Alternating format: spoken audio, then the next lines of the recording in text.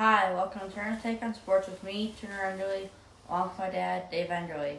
Today I'll be doing my NFL preview.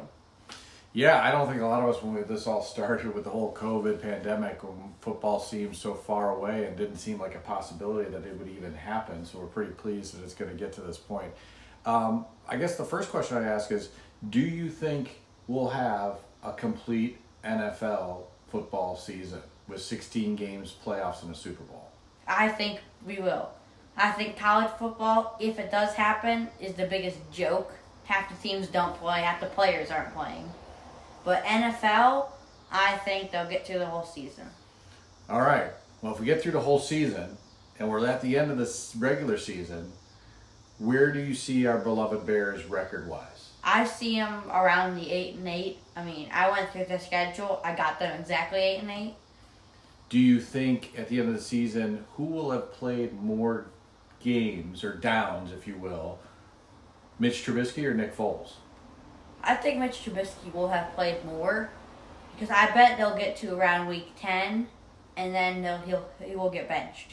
Oh, all the way to week 10, you're running with Mitch. I think, because here's the thing. Mitch, if he doesn't do good, he's gone. And if they don't do good, Mitch, Nagy, and Pace are all gone. So they want to try to get Mitch to be good because that would just help them. The big question is, can he be good? No. Well, see, that's where we're None of those three people I named are very. They all should not be. If they're in the Bears organization next year, that's a bad thing. All three of them are in the organization.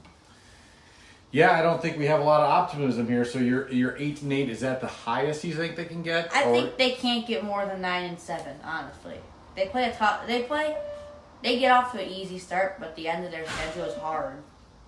So when you look at the overall NFL season, who do you see as your three NFC champions and your AFC champions? Well, there's four divisions, but Four. In the NFC, I think the Vikings will win the Bears division because they have a stacked team and they added, I don't know how to say his name, Ngakoue or something. He's really good from Jaguars. And I think that the Eagles are going to win their division because I just can't pick Dallas. A general dislike for all things Dallas. And Dallas is just not very good. And in the out west, I think I have Seattle winning that division because I just think they added the best safety in football to a team that was like a half a game from winning the division against the team that made the Super Bowl. So I think they're pretty good.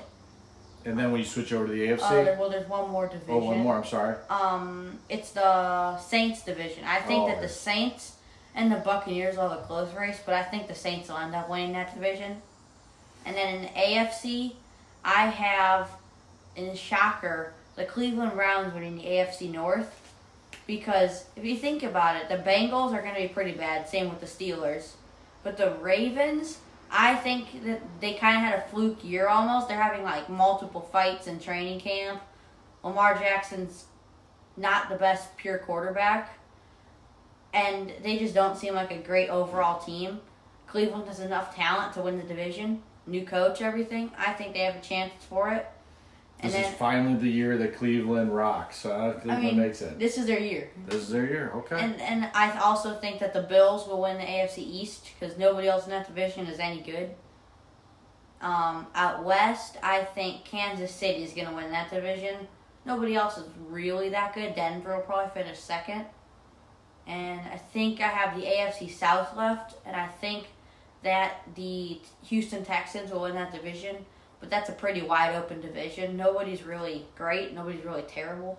Note there, the two quarterbacks that the Bears passed up on, both would be on teams that you have. They're also the two highest paid quarterbacks in the league. This is true, but they're getting to the playoffs while we're struggling at 8-8 in your predictions. So when you just fast forward to the Super Bowl, hopefully we have a Super Bowl. Who represents the AFC? Who represents the NFC? And who ultimately wins the Super Bowl? I think I'll start in the AFC. I think that the Super Bowl,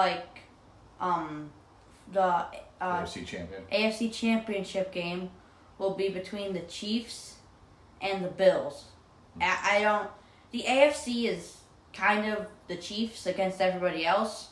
I think the Chiefs represent the AFC. And in the NFC, I think it will be the Saints against the Seahawks. I think that they both have been having a lot of talent for the last couple of years and haven't won much. I think the Saints will make the Super Bowl against the Chiefs. But I think that the New Orleans Saints will win the Super Bowl. Drew Brees still has it. It's hard to win back-to-back Super Bowls unless you're Tom Brady. I just think New Orleans Saints will win the Super Bowl this year. So some bold predictions to go with the Browns in the playoffs. You got the Saints winning the Super Bowl. There's some interesting picks there. It'll be fun to see how it all plays out at the end of the season. Is Mitch a Bear next year? Let's think. Mitch, after this season, I would say 75% chance he's on a new team or no team next year. Wow, out of the league altogether. It'd be tough. So, well, it's always fun to do our NFL predictions. I know a lot of folks keep asking about it. So you got your fantasy picks. Who are you taking first in fantasy if you get the first pick? Christian McCaffrey. It's a good, solid pick. Well, on behalf of Turner and myself, we hope you guys are all staying safe. Hope everybody wears their mask, and hopefully we get to have a complete and full season with everybody healthy. So thanks for watching, and tune in next time.